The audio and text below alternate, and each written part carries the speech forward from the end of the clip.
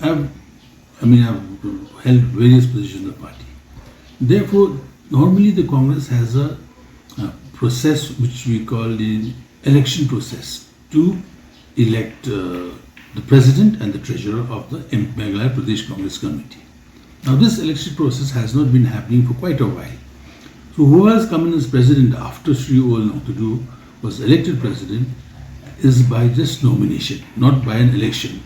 Because the Congress has an electoral college of almost 82 votes that decide the vote for the president and the treasurer.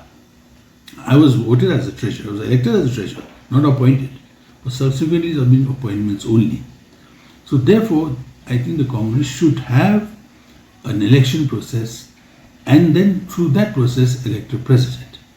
But if they feel that under the leadership of Mr. Vincent Pala, former member of parliament, the Congress party has now come down to, like, they have no members in the house who are from the Congress party.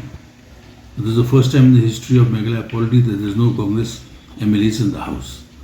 However, if they feel that there should be a change, without having an election, we have what you call Congress, sorry, not we, the Congress has a working president also.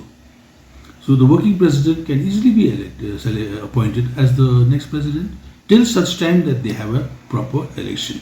I am saying that if they need to make a change to revive the party or its fortunes till as we are coming to our next elections, I think Deborah Mara should be, her name should be taken into consideration, considering that she's a working president. She's a present working president.